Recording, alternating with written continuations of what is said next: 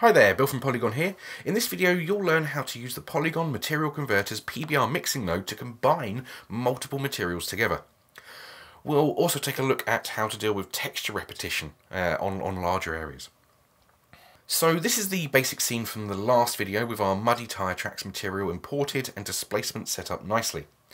What we'll do first is import another material, so let's head over to the Material Converter and select Ground Asphalt Broken. I'll include a link to it in the description below, but be aware this particular material is not included in our free section. Before importing though, I'm going to make sure that the plane isn't selected. That way when I click on Load and Apply, it will in fact only load the material into memory. Now, from the Material Node Editor, I can click here and see the asphalt texture is loaded, but instead of selecting it, I'm going to right mouse button and go to Groups, as the Material Node Group is also listed here now. Let's load in the asphalt material and drop it below our original one. I'll duplicate this mapping node and connect it up. I'm now going to go back to that menu and select Group PBR Mixer.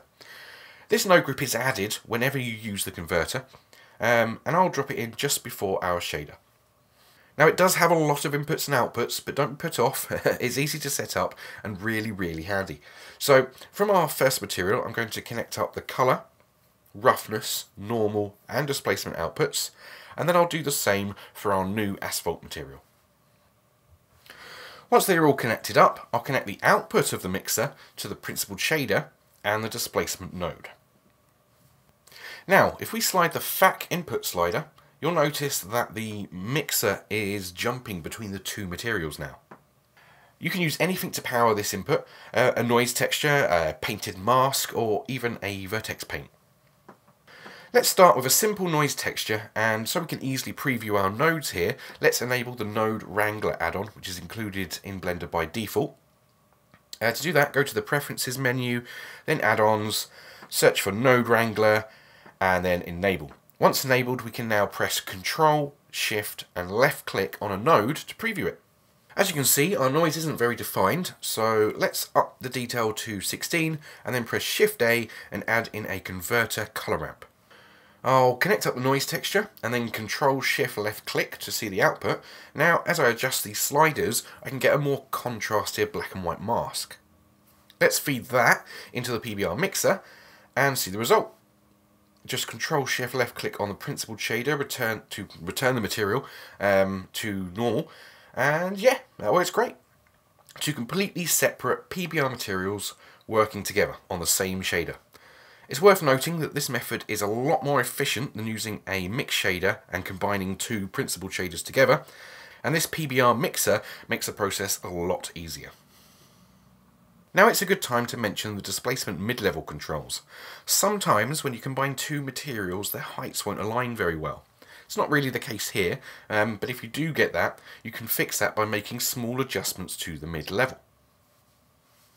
Okay, let's tackle another problem that will quickly show itself once we start to deal with a larger scale, which you may well want to do on materials like this. First, let's tab into Edit mode and increase the size of our mesh by a factor of 10. Then we'll up the scaling on both of our materials by the same amount. I'll also disconnect the noise texture so we're only seeing one material for now. And that is some hideously obvious texture repetition. However, we've included a mosaic rotation feature into our mapping node that is perfect for situations like this. Let's just change the value here to 1, and instantly our material is transformed.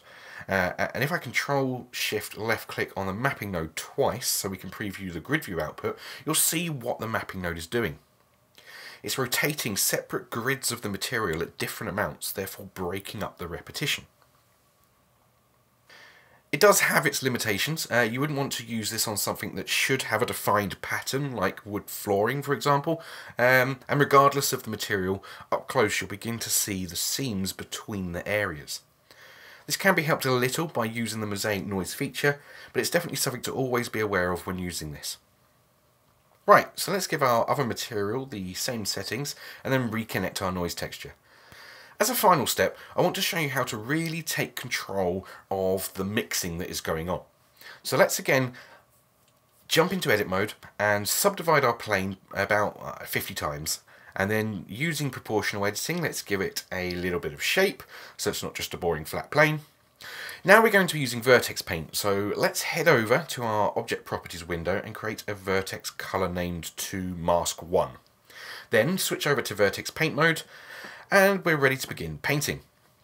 First though, let's invert the paint, so we start with a black mask, which in our material would be a complete muddy material. And now wherever I paint in a white area is where the asphalt will appear.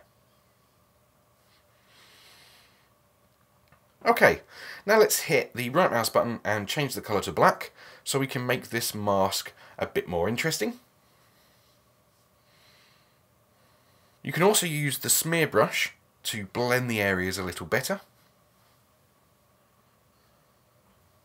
Once you're happy with your mask, jump back to object mode and rendered view, and then over in the materials nodes panel, press Shift A and add in a input vertex color node.